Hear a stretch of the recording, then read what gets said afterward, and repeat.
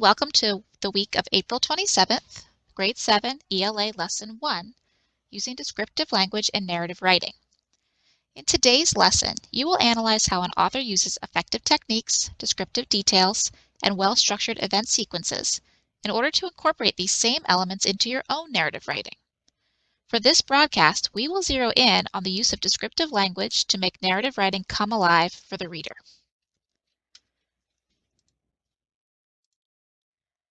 At the beginning of this week's lesson, you were asked to take a second look at this mural depicting the Triangle Shirtwaist Factory fire in order to see how the artist used details to convey a message.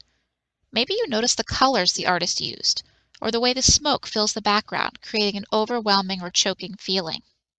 Maybe you noticed the people in the foreground who are weeping or collapsed on the ground, or the sign in the background that looks very much like a protest sign. All of these details and many more help to tell a story. The artist intentionally crafts their images in order to bring that story to life for the viewers. The same can be said for authors. But how do authors bring stories to life through writing? There are many methods that an author could use to bring their story to life, and oftentimes these methods work together. Authors use characterization. They create relatable characters, and they describe them in ways so that the reader can understand who they are and where they're coming from. The setting is important to bring a story to life.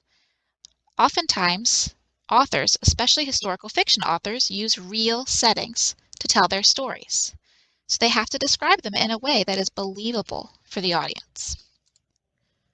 Point of view is very important in helping the story to come alive for the reader. If we're in first-person point of view, we get to see the story through the character's eyes. We get to know their thoughts and their feelings. If we're in third person, we get a more global view. We get to see other characters, and maybe even a peek at their thoughts and feelings as well. Dialogue helps the story to come alive by creating a real sense of the story. In our lives, we use dialogue to communicate with each other. So it would make sense that if we read a story, we would like to hear other people using dialogue as well. Figurative language techniques help to add those descriptive details to make things more real for us and to help us understand what is being described. Techniques like simile, metaphor, personification, hyperbole, and onomatopoeia can also make things interesting for the reader to keep us engaged. And finally, sensory imagery does the same as figurative language. It keeps us engaged and it helps us understand what is being described because we could use our senses in order to truly feel those descriptions, hear those descriptions, see those descriptions, smell those descriptions, etc. To get a better sense of how these descriptive details can be used in our own writing, let's take a look at one of the interactive lessons from Collections. We're going to be completing the Writing Narratives, the Language of Narrative interactive lesson from Collections. Word choice that wows. How important is a writer's choice of words? See for yourself. Corey has written 2 drafts of the opening of a personal narrative about a neighborhood fire. Which draft packs a bigger punch? The carpet factory on Pierce Street caught fire and burned last night. It was really scary. Firefighters evacuated people living in the area. They were sent to the Osborne School in case nearby houses caught fire. We were worried about our houses. Let's compare that to the next excerpt. Evacuate your houses. It was 3:00 a.m. when the bullhorns blare and the scream of sirens woke up everyone living in the vicinity of the carpet factory on Pierce Street. We ran outside in pajamas. Harsh smoke stung our lungs. Cinders rained down from an orange sky. The air was hot enough to melt the paint on cars. If those propane tanks explode, I heard through the chaos. A firefighter herded us to the Osborne School. An eerie stillness settled over the gym. One question was on everyone's mind, and it wouldn't be long until we had our answer. Take a moment to decide which of these would you categorize as being so-so, and which of these would you categorize as being a wow.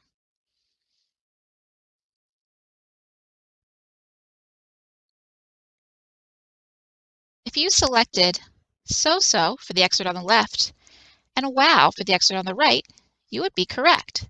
Notice how the excerpt on the right really gives us description. It helps us experience that moment through the use of dialogue, through the use of figurative language, and through the use of very specific and intentional writing. Imagery, precise language, and telling details. By using precise, vivid language that's rich in meaningful details, you'll capture the action and help readers vividly imagine people, places, experiences, and events. Discover how to do this by reading the text on the tab and a passage from a short story. Imagery. The two thieves were slippery. Somehow they had slithered through the invisible network of plainclothes police personnel that had lain in wait for them. Then the pair were spotted lurking in the shadows across from a fashionable apartment building. Detective Pernod sped there but arrived silently, not wanting a siren to blast apart the thieves' sense of security. Also, he needed to blend in, to appear to be simply another resident of this well-to-do area with its doormen and dramatically lit buildings. Amazing, he thought. No one living on this elegant street even suspects these two snakes are in their midst. Notice the words that are highlighted in blue. These words create mental images of the thieves and the neighborhood that are in great contrast with each other. Telling details. If we look at the blue part of this excerpt, we see he needed to blend in, to appear to be simply another resident of this well-to-do area with its doormen and dramatically lit buildings. Amazing, he thought. No one living on this elegant street even suspects. These details suggest that the detective probably didn't grow up in a neighborhood like this one. Precise words and phrases. Look at the blue parts again. Slippery, slithered, lurking in the shadows, two snakes. These words cast a negative light on the thieves.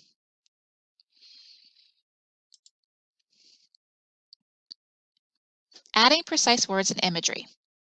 This personal narrative could benefit from some more precise words, phrases, and vivid images.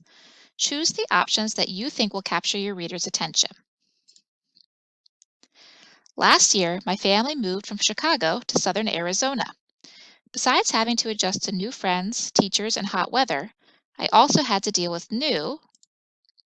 Should we select animals or wildlife? Take a second to see which you think. While the word animals does the job, wildlife gives us a little bit of a wider net and sounds a little more interesting. One morning, when I stuck my feet in my shoes, a piercing pain zizzed or went. Which would you choose? By using the onomatopoeia zizzed, we can actually sort of feel that pain rather than just saying went. The pain zizzed straight to my brain. I screamed in terror and pulled off the shoe. Out walked a 4-inch insect with crab-like claws and an upward curving tail. My mom came to my door. When I pointed out the escaping, should we choose creature or evildoer? Well, these are both decent words. Evildoer is a better choice here. Not only does it give us a sense of hyperbole, which makes it a little bit more interesting, notice it also gives us alliteration, escaping evildoer, that repeated E sound. She said, "Oh, honey, I forgot to tell you. The neighbor said to always shake your shoes first, in case a scorpion's in there." My lips started to feel strange or tingle. Tingle would be the more descriptive word here. Later, they felt swollen, and my tongue felt oddly lazy or very weird. While very weird feels more like the vernacular we're used to, oddly lazy would be more descriptive and more precise. But my mom gave me an antihistamine, and before long I felt better. Now, shoe shaking is part of my normal routine.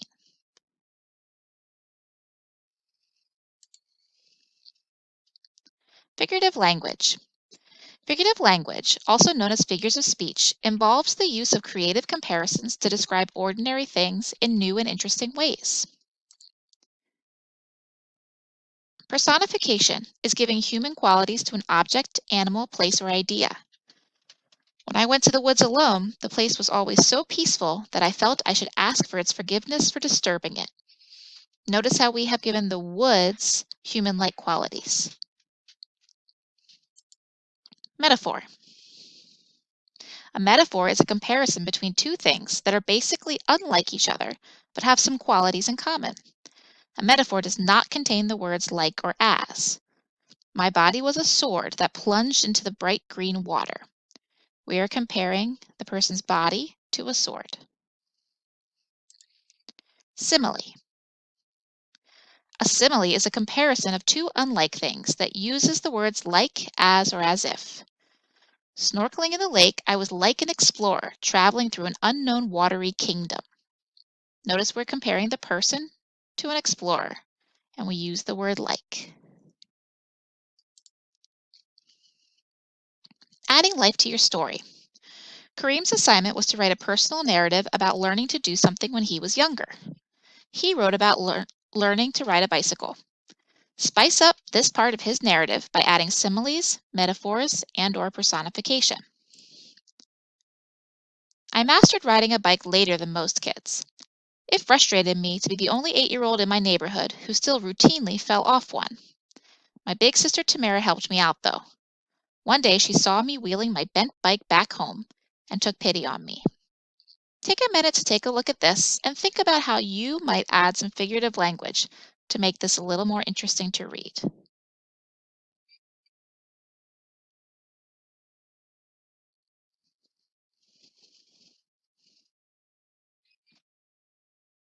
Let's take a look at the sample response and see what they said.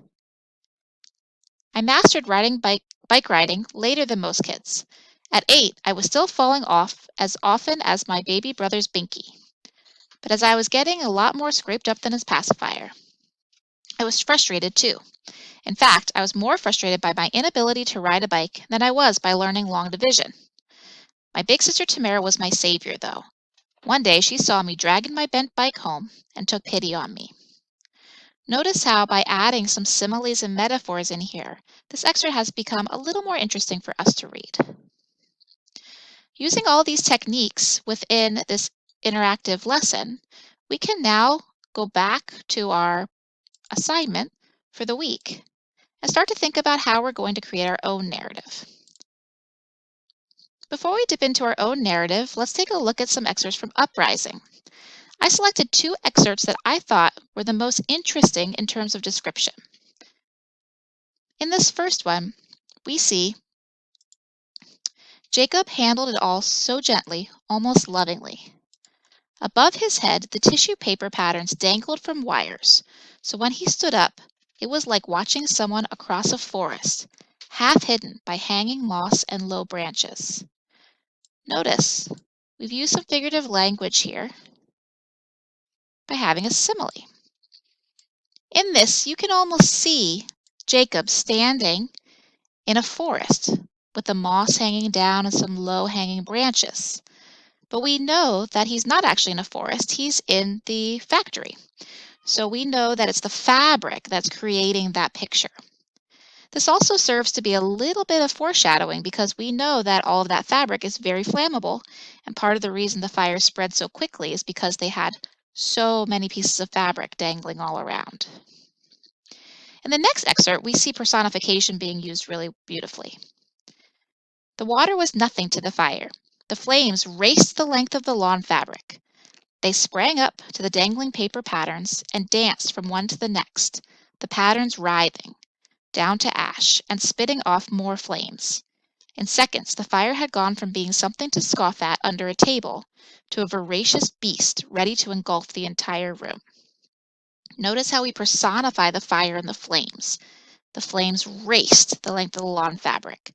They sprang up. They danced from one to the next. The fire had gone from being something to scoff at to a voracious beast ready to engulf the entire room. So we use a little metaphor here too, comparing the fire to a monster. So you can almost feel that fear that must have been grabbing everybody in that room as they're seeing this fire as if it's a beast. All of these descriptions help to make this story come alive for the reader.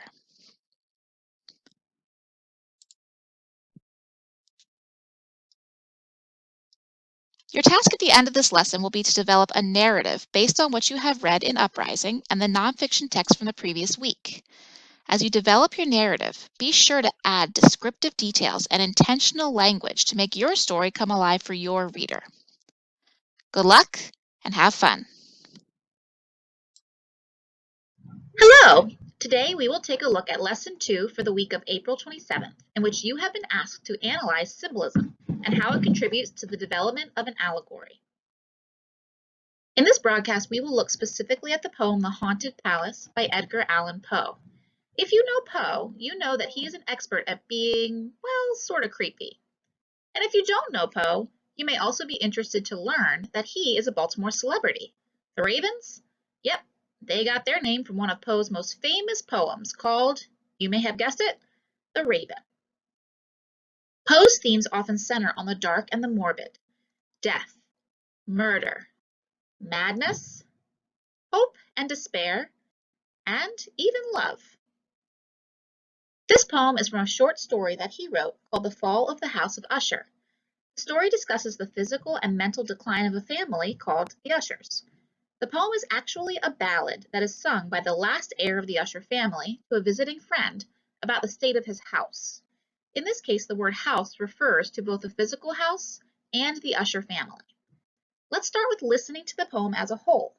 It may be helpful to have a copy of the poem in front of you in case you want to follow along and/or take some notes. As you listen, pay attention to the description that Poe uses and how that contributes to the symbolism and to the tone. In the greenest of our valleys, by good angels tenanted, once a fair and stately palace, radiant palace, reared its head. In the monarch thought's dominion, it stood there. Never seraph spread a pinion over fabric half so fair. Banners yellow, glorious, golden, on its roof did float and flow. This, all this, was in the olden time long ago. And every gentle air that dallied in that sweet day along the ramparts plumed and pallid, a winged odor went away. Wanderers in that happy valley through two luminous windows saw spirits moving musically to a lute's well-tuned law round about a throne where sitting Porphyrogene. In state his glory well befitting, the ruler of the realm was seen. And all with pearl and ruby glowing was the fair palace door, through which came flowing, and sparkling evermore, a troop of echoes whose sweet duty was but to sing, in voices of surpassing beauty, the wit and wisdom of their king. But evil things, in robes of sorrow, assailed the monarch's high estate. Ah, let us mourn, for never morrow shall dawn upon him desolate. And round about his home the glory that blushed and bloomed is but a dim remembered story of the old time entombed. And travelers now within that valley through the red-litten windows see vast forms that move fantastically to a discordant melody, while, like a ghastly rapid river, through the pale door a hideous throng rush out forever and laugh, but smile no more. You may have noticed that this poem starts out pleasant enough, but eventually becomes what we've come to expect from Poe. Dark, morbid, and again, just downright creepy. The poem itself is an allegory for the mental and physical decline of a once powerful person. We can presume that it is meant to describe the Ushers as a family. As we look at each stanza of the poem, we can pull out the symbols Poe uses to achieve this allegory. We will walk through the first 4 stanzas together. When we take a look at stanza number 1, we see, in the greenest of our valleys by good angels tenanted, once a fair and stately palace, radiant palace reared its head. So I know that I'm looking at this in terms of symbols. And when we look for symbols, we're looking for physical objects that might represent something else. We already know that what is being represented is a person or maybe even a family. So immediately I'm drawn to this word palace, which is mentioned twice and seems to be the subject of this first stanza of the poem. So I'd like to wonder, what could this palace represent? In the monarch thought's dominion, it stood there. I notice that the word thought is capitalized. And so that's going to signal something to me here. I've never seen the word thought capitalized. Usually capitalization shows me that there's a proper noun. So I'm wondering, are we giving the name thought to somebody? In which case, I'm led to believe that the palace must be where thought lives. And if I'm thinking about it literally, I know that thoughts live in our heads. So this first stanza, as it talks about the palace, is really talking about the actual head of the king or whoever's in charge, the monarch, the head of the family. And you can see how it's being described really positively, right? Once a fair and stately palace, a radiant palace. Never seraph spread opinion over fabric half so fair. So it's beautiful, it's stately, it's regal. As we move on to the next stanza, we see banners yellow, glorious golden, on its roof did float and flow. So if we're thinking of the palace as being a head, well, something coming off of the roof of the head would be the hair. So we've got yellow, glorious, golden hair coming off of the head of this king or this monarch. And every gentle air that dallied in that sweet day, along the ramparts plumed and pallid, a winged odor went away. So this person was able to chase away odors. So if we're going to say it basically, he smelled pretty sweet. In the next couple of stanzas, we're going to get a little bit more into the description. So we see wanderers in that happy valley through two luminous windows saw. So this is going to give me pause for a moment because I know that most palaces have more than just two windows. The fact that we're mentioning that this palace has two luminous windows is going to give me more information about the symbol. So if I'm identifying the palace as being this person's head, those two windows are going to be the eyes. And if you've ever heard that saying, the eyes are the window to the soul, this kind of goes along with that. So through two luminous windows saw spirits moving musically to a lute's well-tuned law. So basically, as they're looking in this person's eyes, they can see that it's all good. He's glorious and well, and the spirits moving here don't really refer to like spooky ghosts, but more like happy spirits, just a high-spirited person. Round about a throne we're sitting, Porphyrogene. Now here's something interesting. If you've never seen this word before, don't feel bad about it.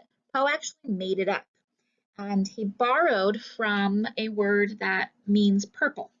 And if you know anything about the color purple is often used to symbolize royalty. So this is essentially a name or maybe some kind of declaration of respect for that monarch. In state his glory well befitting, the ruler of the realm was seen. And all with pearl and ruby glowing was the fair palace door. So again, I'm noticing some specific descriptions here and some colors, pearl and ruby, describing the door. So if I'm thinking again about the palace as having being a head and all these pieces of the palace representing the different parts of a person's head or a person's face, I know I've got the windows as the eyes, so I'm thinking, what could the door be? Well, what on a head could be white like pearls and red like rubies? So I'm thinking maybe we're talking about his mouth. And if you think about the mouth as sort of a door where things come in and out, maybe you breathe in, you speak out. As the stanza continues, it says, through which came flowing, flowing, flowing, and sparkling evermore, a troop of echoes whose sweet duty was but to sing, and voices of surpassing beauty, the wit and wisdom of their king. So we're talking about singing and wit and wisdom being shared through a door. So that tells me that the door is the mouth. The pearls would be like the teeth. Ruby would be like the lips. So all throughout these stanzas, we're noticing some very pleasant descriptions here. Lots of language that lends itself to a tone of maybe regal description, an almost reverent and maybe even celebratory tone. You'll notice as you move on to the last two stanzas that things might change. So now that we've had a chance to look at this together, it's time for you to see what you can do. So you're going to be annotating those last two stanzas on your own. You should have a copy of the poem in front of you, as well as space for annotation. As you're looking at those last two stanzas, look for repeated symbols from earlier in the poem. You might see things showing up again, but maybe described in a different way. You also want to take a look for any new symbols. Do the descriptions indicate some kind of change in tone? Once you've made your annotations, you're going to put all of those pieces together to explain how Poe uses symbolism and metaphor to convey the allegory of madness in the Show What You Know portion of the lesson. Good luck and happy analyzing.